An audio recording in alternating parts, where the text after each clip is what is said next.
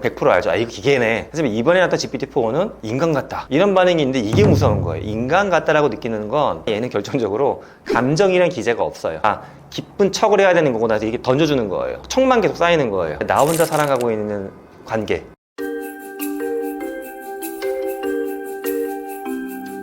저는 이제 배경이 인지과학을 기반으로 하고 있기 때문에 인지과학은 인간의 마음을 연구하는 학문이거든요. 인간의 마음을 연구하다 보니까 저는 인간 마음에 가장 깊게 뿌리내리고 있는 욕망이 관계에 있다라고 봐요. 관계. 제가 이제 대중한테 굉장히 많이 물어봤던 질문 중에 책에도 있는 거긴 한데 저런 걸 물어봐요. 제가 지구가 바이러스가 퍼져가지고 인구가 절멸해. 인류가 나만 살아남았어. 근데 불행인지 다행인지 늙지도 않고 슈퍼맨이 있는 거예요.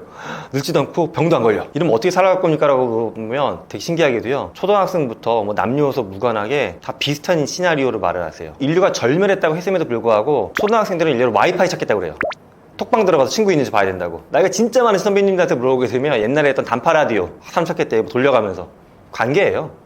그 어떤 분도 뭐 강남에 있는 에르메스 매장을 털어가지고 3억 원 명품 몸에 휘감겠다 이런 말씀 아무도 안 하세요. 심리학자들은 흔히 인간의 욕망을 세분류할 때는 뭐 독립, 자유, 권력, 이상주의, 로맨스, 식욕, 신체활동 많이 얘기해요. 이 모든 걸 꿰뚫는 게 관계예요. 그래서 저는 이제 AI를 무섭게 보는 이유가 우리는 관계를 맺을 때 인간이 굉장히 조심스러워 하거든요. 근데 최근에 AI 연구들을 보게 되면 초반에 한 2년 전만 해도 글로 했던 건데 최근에 GPT-4가 많이 화제가 됐었는데 얘는 인간처럼 말을 한다라는 거거든요. 그래서 인간처럼 말은 알아들을 수 있는 말이 아니에요. 그러니까 알아들을 수 있는 말을 이미 했었어요. 지하철 안내방송, 아파트 방송. 알아들을 수 있지만 우리 100% 알죠. 아, 이거 기계네. 하지만 이번에 나왔던 GPT-4는 인간 같다. 이런 반응이 있는데 이게 무서운 거예요. 인간 같다라고 느끼는 건 내가 상대했던, 내가 관계했던 저 사람 자리에 얘가 들어와도 되겠네라고 곁을 내준 거거든요. 반대로 나도 마찬가지예요. 나를 상대했던 누군가도 이제 김상균의 자리에 얘가 들어와도 되겠네라고 볼 수 있는 거예요. 그러면 결국 서로 자리에 사람을 빼고 AI를 꽂아넣기 시작하게 되면 저는 이제 이 이야기의 시발점이 인간은 관계가 핵심이라고 했는데 인간 간의 관계가 무너지는 거거든요. 이걸 이제 철학적으로는 약간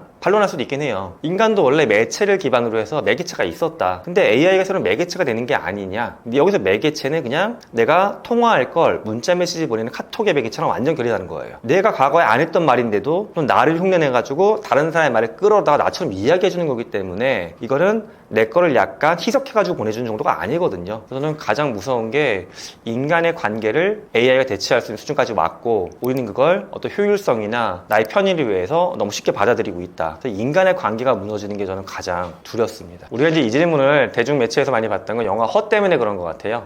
영화 허를 보면 남자가 그 사만다라고 하는 여성형 비서랑 대화하다가 사랑에 빠지는 거잖아. 흥미로웠던 게 영화에서 배경이 되는 시점이 2025년이거든요. 근데 그 사만다가 거의 필적하는 게 2024년에 등장한 거거든요. 그럼 사랑에 빠질 수 있을까? 가능해요, 현재로는. 어떤 사람은 이렇게 반론하시기도 해요. 사랑이라는 건 상대에 대한 엄청 깊은 이해가 있어야지 빠져드는 거다라고 하죠. 근데 이거가 제가 좀 환상을 깨는 것 같아서 그렇긴 한데 그래서 사랑에 빠지는 거라고 하면 왜 헤어지고 왜 이혼을 하겠어요? 정말 사랑한다고 생각하니까 결혼하는 건데 이혼은 점점 증가하고 있죠. 어느 순간 우리는 깨닫는 거죠. 아, 내가 그 사람을 온전히 모르고 있었구나. 상대 나를 온전히 몰랐고. 그러니까 우리는 사실은 환상을 갖고 있는 거예요. 온전히 다 알아서 사랑한다. 근데 AI도 비슷해요. AI가 나를 또 내가 AI를 100% 이해하지 못해도 결국 공감, 교감 때문에 사랑에 빠지는 거거든요. 근데 AI는 수많은 텍스트를 학습을 해가지고 로맨스를 모방할 수가 있는 거예요. 이 사람이 어떻게 하면 달콤하게 느끼고 빠져드는지. 그래서 사랑에 빠질 수 있는 거는 동의하는데 이게 참 무서운 건 AI가 그러면 나를 인간처럼 사랑하는 거냐 물어보면 사랑한다고 하죠. 내가 사랑한다고 표현하면. 하지만 얘는 결정적으로 감정이라는 기제가 없어요. 모사라는 거예요. 모사. 감정이 이거죠. 인간은 내가 뭔가 상대방하고 대화를 해요. 내 대화 때문에 상대방이 기쁘다는 걸 느끼고 또 이게 피드백이 넘어오는 거죠. 근데 얘는 기쁘다는 걸 느끼는 기제는 없어요. 근데 이렇게 대화가 있으니까 기쁜 척을 해야 되는 거고 나서 이게 던져주는 거예요. 척만 계속 쌓이는 거예요. 지금 이건 상대방은 나를 한 번도 사랑한 적이 없는데 나 혼자 사랑하고 있는 관계. 얼마나 슬픈 관계예요, 이게. 그렇다고 해서 AI가 우리한테 뭐 속이려고 하는 건 아니지만 인간 간의 관계는 그런 거잖아요. 사기 결혼할 때 보면 얘는 되게 사기꾼이 되게 슬픈 건데 AI는 사기를 치는 건 아니지만 이 사람 입장에선 가짜 사랑을 받고 있는 거고 거기에 몰입되는 거니까 사랑에 빠질 수 있지만 정말 한 명의 인간으로서 굉장히 슬프다 이렇게 생각을 합니다. 슬픈 이야기예요, 이거. 저는 이미 어느 부분에서 넘었다라고도 봐요. IQ라는 게 사실 좀 애매한 게 인간이 학습이나 작업할 때 필요한 역량을 이렇게 카테고리별로 측정하는 거거든요. 근데 카테고리별 측정을 보게 되면 이미 수리적인 영역이나 어떤 공간 추리력 측면에서 인간보다 높게 나와요. 200이 넘는 경우도 있어요. 그쪽 기능만 보게 되면.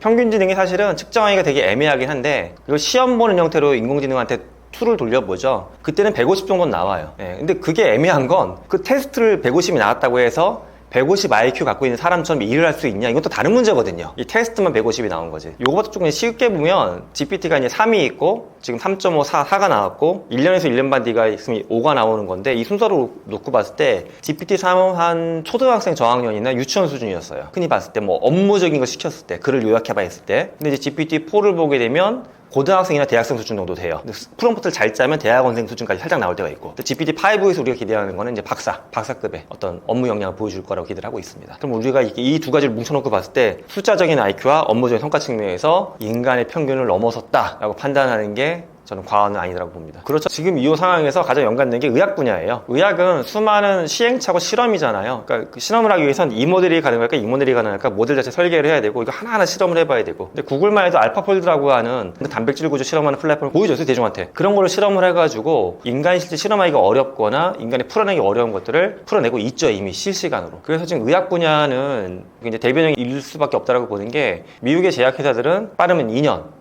늦어도 3, 4년 이내에는 AI로 만들어낸 약을 출시하겠다고 선언을 했어요. 그러면 이게 이제 누적이 되면 미국 이제 제약 시장 한 10년 정도만 지나고 나면 AI 기반으로 제약업이 넘어갈 거예요, 완전히. 그럼 인류한텐 그 다음 시대가 열리는 거예요. 소프트뱅크 손정희 씨 그 얘기를 했어요. 10년 정도 되고 나면 이제 암으로 죽는 사람 없을 거라고. 왜 그러냐면 AI가 의료 장비나 이런 약의 성능을 막 높이고 있는 거거든요. 인간의 개발이나 연구 속도보다 훨씬 빠르게. 근데 여기서 약간 좀 딜레마는 있어요. 왜냐면 손정희 씨가 그런 말을 했지만 저는 그 앞에 약간 빠진 말이 있는 것 같아요. 돈이 있다면. 그러니까 이 모든 혜택이 인류한테 평평하게 퍼지기는 힘들 것 같아요. 정말 시간이 더 흐르고 나면 보편화가 되겠지만 보편화되기 전까지는 사실은 이런 기술이나 어떤 경제적인 부분의 양극화는 생길 수밖에 없다라는 또 고민도 듭니다. 구별 못할 겁니다, 아마. 일단 뭐 때문에 그러냐면 우리 이제 구별한다는 게 두 가지 관점으로 보시면 되는데 내가 어떤 인터액션하는 상황 내에서 이 상대방이 인간인지 아닌지 구별할 수 있는 거. 이 튜링 테스트가 약간 그런 거였거든요. 탐자 대화 구도 측면에서 하나가 AI일 때 또는 기계일 때 구별할 수 있느냐 없느냐인데 이것도 이미 사실 거의 전 깨졌다고 봐요. 구별 못해요, 사람이. 또 하나가 AI가 만들어낸 어떤 결과물이 있을 때 이게 인간의 창작품인지 AI 창작품인지 구별을 할 거냐 못 할 거냐 아직은 경계가 좀 애매해요. 근데 점점 더 구별을 못하는 쪽으로 가고 있는 것도 이거 인정할 수밖에 없어요. 그럼 이제 두 개라고 말씀드렸으니까 앞에 것부터 말씀드리면 지금 대화할 때 우리가 구별하는 건 여러 가지가 있는데 목소리 톤, 빠르기, 반응 속도 이런 거 많이 음성 통화하면 그런 거 갖고 구별을 해요. 아, 약간 반응 속도가 늦네, 사람이 아니구나, 또는 목소리 톤이 너무 일정하네. 아무리 상담서에도 화가 날 수도 있고 힘들 수도 있는데 사례가 걸리지도 계속 얘기해.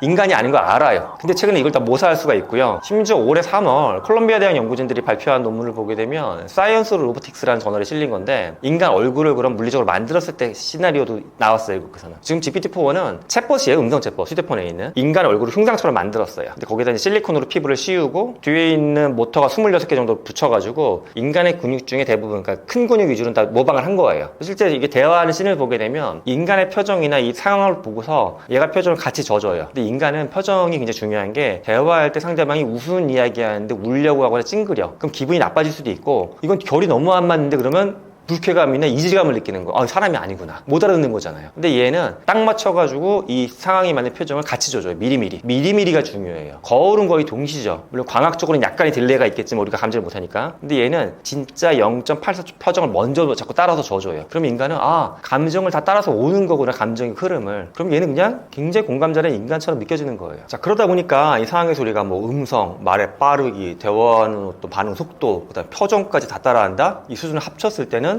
상담사를 만났어. 인간인지 아닌지 구별 못하죠. 사실 지금 AI가 던져주는 건 대안이기는 해요. 하나의 어떤 의문에 대해서 여러 가지 대안을 던져주는 건데 문제는 대안을 만드는 과정에서도 내부적인 판단은 AI가 뭐 하겠죠. 확률적인 거긴 하지만. 그래서 저는 철학이 중요하다고 봐요. 그러니까 기본적으로 이게 수학적인, 물리학적인 어떤 원리에 돌아가는 거지만 무엇을 기준점으로 잡을 것이냐. 근데 지금 기준점에 대한 논의가 일부 빅테크 회사들이 내부적으로 이게 좋은 것 같아요 라고 해서 들이미는 건데 최근에는 그나마 약간 설명 가능성이라고 해서 AI가 어떤 기준으로 어떻게 산출물을 만들어내는 건지 일부는 공개가 되기 시작했지만 아직은 공개가 안 되는 분이 훨씬 더 많기도 하고요. 또 더 무서운 건 이걸 만든 빅테크의 내부인들조차도 원리를 스스로 모르는 것들 많이 있어요. 저는 AI가 설명 가능한 형태로 가야 되고 내부적인 어떤 알고리즘 자체가, 그리고 또한 이 설명 가능한 기준점을 만드는 데 있어서 그들만 결정하는 게 아니라 우리가 뭐 주권자 입장에서, 소비자 입장에서, 또는 인류의 한 명으로서 함께 결정할 수 있는 구조가 짜여져야 된다고 봐요. 그래야지 AI가 던져주는 어떤 대안들 우리가 인류 전체한테 합당한 거니까 라고 하나의 대안으로 볼 수가 있지, 대안부터가 이거 뭐 인종차별이라든가 특정 성에 대해서 뭐 핍박하는 거다라고 하면 안 되는 거잖아요. 근데 지금 그 대안 자체가 약간 기울어져 있는 부분이 저도 느껴질 때가 간혹 있습니다. 글로벌한 규제에 대해서는 이미 이제 AI가 이렇게 뜨거워지기 전에도 보게 되면 그런 협약들은 일부 생기긴 했었어요. 근데 그게 강제성이 약간 부족하니까 그런 것 같아요. 뭐 고인이 되셨던 스티븐 호킹 박사가 계셨을 때도 일론 머스크도 모이고 하사비스도 같이 하고 해서 그런 걸 만들어지긴 했었어요. 근데 그게 강제성이 없으니까.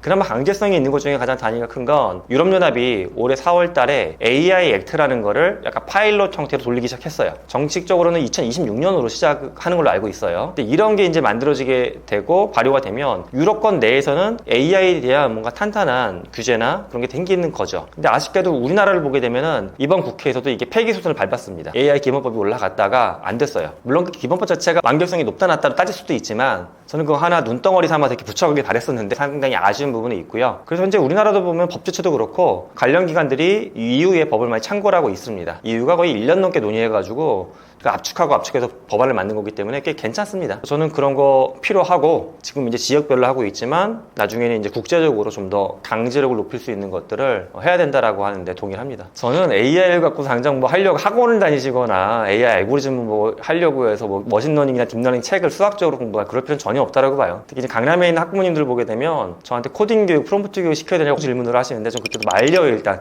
그런 질문 하시는 분은 일단 말려야 돼요. 조금만 덜 말려도 애들 학원 보내거든요. 일단 지금 중요한 건 내가 누군지를 돌아보는 과정이 좀 필요하다고 봐요. AI는 우리를 지능을 확장하게 도와주는 도구인데 내가 지능을 어느 쪽으로 확장할지 먼저 결정을 해야 돼요. 난 공부 잘하고 싶어, 일 잘하고 싶어요. 그것도 맞는 얘기인데 일을 왜 잘하고 싶은지, 공부를 왜 잘하고 싶은지, 공부를 잘해서 당신은 어떤 존재가 되고 싶은 건지, 당신한테 일을 잘한다는 건 어떤 의미가 있고 어떤 일을 왜 잘하고 싶은 건데 세부적인 질문을 해봐야 되는데 우리는 스스로도 질문을 잘 못해요. 스스로 의문을 못 갖고 있어요. 나를 깊게 돌아볼 수 있는 사람만이 AI를 쓰는 방법이 자꾸 보여요.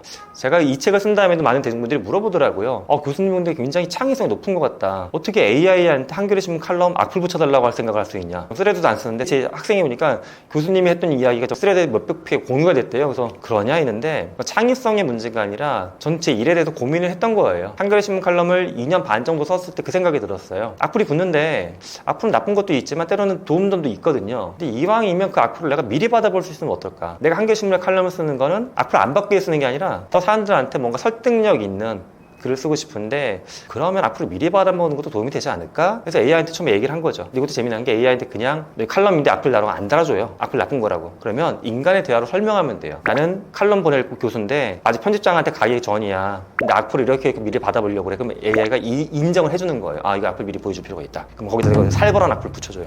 그럼 그 악플을 제가 글을 고치니까 좋아지겠죠. 즉 인류가 나아갈 길은 사실은 AI를 받아들이기 전에 나를 먼저 받아들이는 훈련을 해야 돼요. 근데 우리는 자꾸 이제 세상의 지도에 따라서 내비게이션 따라가시고 따라만 가다 보니까 현대인의 진짜 큰 문제점이 본인이 비어있어요. 그러니까 비어있는 나를 먼저 발견하고 그 다음에 AI로 그 발견했던 나를 얼마나 더 멋진 존재로 만들어갈 수 있을지 이렇게 이제 결을 맞춰 나가시면 좋지 않을까. 그러니까 제가 오늘 AI 얘기를 드렸지만 프롬프트 엔지니어링이나 GPT 이러고도 이런 건 좀 뒤에 하셔도 되고 먼저 나에 대해 생각하시고서 그 질문을 AI한테 조금씩 드려보다가 어느 날 구독이 필요하시면 구독해도 되고 뭔가 답변이 일관성 있게 안 나와. 그럴 때 프롬프트도 한번 공부해 보셔도 되고 이렇게 순서가 가야지 처음부터 프롬프트 장 3권 정도 공부하시게 되면 생기는 현상이 이거 복잡한 걸 배웠는데 써먹을 데가 없어. 자꾸 이 말들을 하시니까 AI를 통해서 나를 발견하시고 제가 책에서 주장하는 표현인데 우리 모두가 별처럼 반짝이는 존재로 멋지게 빅뱅할 수 있으면 좋겠습니다. 저는 인류가 새로 확장한 지능 도구로 빅뱅할 수 있는 개인이 되었으면 하는 바람입니다.